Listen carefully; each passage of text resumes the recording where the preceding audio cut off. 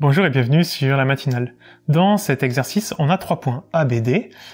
On sait que le point C, c'est le projeté orthogonal de D sur la droite AB, et on voudrait connaître les coordonnées de l'orthocentre du triangle ABD. Alors ce qu'on va faire, c'est d'abord faire un petit dessin, parce que là je pense que c'est nécessaire. On a donc ABD. On sait que le point C, c'est le projeté orthogonal de D sur la droite AB. Ça veut dire qu'on va être projeté sur cette droite-là, la droite AB, et orthogonalement. Donc en fait, on part de D, et on est obligé de tracer une droite qui est perpendiculaire à AB. Donc en fait, le point C, il va être là. Et nous, ce qu'on voudrait déterminer, en fait, c'est les coordonnées de l'orthocentre de ABD. Alors, une propriété importante, c'est que l'orthocentre d'un triangle, c'est le point d'intersection des 3 hauteurs du triangle. Les hauteurs, c'est les droites qui sont perpendiculaires à un côté et qui passent par le sommet opposé. Donc là, par exemple, la droite DC, c'est bien une hauteur du triangle puisqu'elle passe par D et elle est perpendiculaire au côté opposé. On peut en avoir une deuxième, par exemple, celle qui passe par B et qui est perpendiculaire au côté opposé. Ou une troisième, celle qui est perpendiculaire à BD et qui passe par A. Elle va être ici. Globalement, les 3 hauteurs vont se couper au même endroit et c'est l'orthocentre. Bon, comme les 3 se coupent au même endroit, on n'a pas besoin d'en avoir 3 pour avoir le point d'intersection, il suffit d'en avoir 2. On en a déjà une, on a la droite DC. Il en faut une deuxième. Pourquoi pas choisir par exemple la hauteur qui passe par B qui est perpendiculaire à AD. On va donc travailler avec cette hauteur-là et celle-là.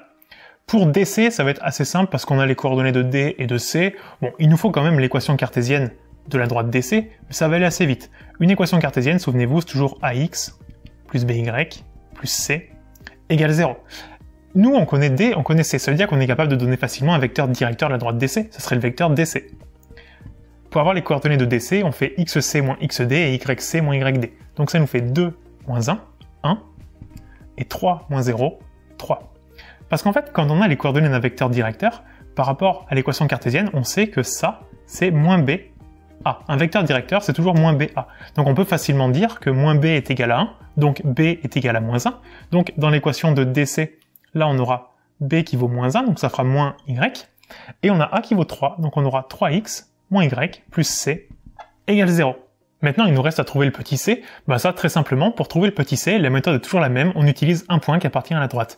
Ici, on a le choix parce que D et C, les deux appartiennent à la droite, donc on peut choisir D comme on peut prendre C, il n'y a pas d'importance. Peut-être que ce sera un tout petit peu plus simple si on prend le D, parce que le Y va disparaître en fait comme il vaut 0. Et tout simplement, on peut dire donc D appartient à la droite DC, donc, et là je vous laisse remettre sur votre copie, ces coordonnées vérifient l'équation de la droite. En fait, ça vous donne l'autorisation d'écrire ce qu'on va écrire en dessous. Et donc, ces coordonnées vérifient l'équation de la droite, ça veut dire qu'on va remplacer x et y dans l'équation de la droite par les coordonnées x et y de notre point. On aura donc 3xd moins yd plus c égale 0. xd, il vaut 1, donc on aura 3 fois 1, 3. Y, l'intérêt de prendre celui-là, c'est qu'il vaut 0, donc moins 0, plus c égale 0. Et donc on va avoir c égale moins 3. Ce qui veut dire que l'équation cartésienne de DC, on va la mettre ici pour la retenir, ça sera, donc on avait 3x moins y plus c qui vaut moins 3, donc moins 3, égale 0. On a déjà une des deux droites, maintenant il reste à trouver celle qui est perpendiculaire à AD et qui passe par B. Alors juste pour le vocabulaire, en fait la droite qu'on va chercher, on appelle ça la hauteur issue de B parce qu'elle passe par le sommet B. Celle-là, la DC, en fait c'est la hauteur issue de D. On cherche donc l'équation de la hauteur issue de B. Globalement ce qu'on a, on a la droite AD, et on a la hauteur qui passe par B ici. On cherche cette équation-là. Le problème, c'est qu'on ne sait rien du tout sur cette équation-là, si ce n'est qu'elle passe par B. On va donc être obligé de travailler à partir de ce qu'on connaît, donc la droite AD. Mais c'est pas très grave parce que, en fait, avec la droite AD, on connaît tout, on connaît A, on connaît D, donc on pourrait donner facilement une équation cartésienne de AD. Et quand on a l'équation cartésienne, deux informations on a, c'est un vecteur directeur qui est comme ça, et un vecteur normal, qui est perpendiculaire. Et donc on se rend compte qu'un vecteur normal à AD, en fait, ce serait un vecteur directeur de la droite qu'on cherche. Donc ça nous intéresse beaucoup. On va donc d'abord calculer un vecteur AD, qui sera un vecteur directeur de la droite AD.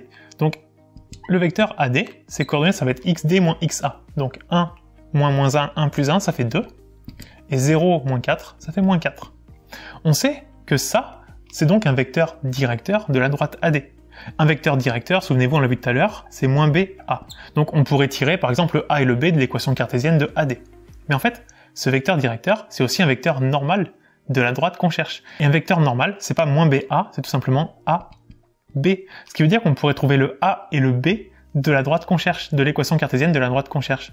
Ici, on aurait donc A qui vaut 2 et B qui vaut moins 4. Et donc, l'équation cartésienne de la droite qu'on cherche, on va l'appeler D', ici.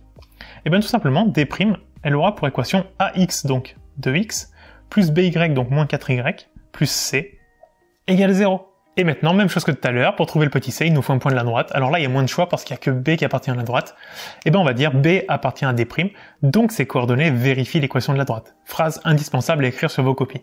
Et donc on va avoir 2 fois xb, moins 4yb, plus c égale 0, ce qui va donc nous donner 2 fois xb. Ça fait 2 fois 8, 16, moins 4y, moins 4 fois 1, moins 4, plus c égale 0. 16 moins 4, 12. On a donc 12 plus c égale 0. Et donc on va trouver c égale moins 12. Ce qui veut dire que la droite d', donc c'est là la hauteur qu'on cherchait, elle a pour équation donc 2x moins 4y plus c qui vaut moins 12, donc moins 12 égale 0. Et puis on sait que l'orthocentre, c'est l'intersection de ces deux droites-là.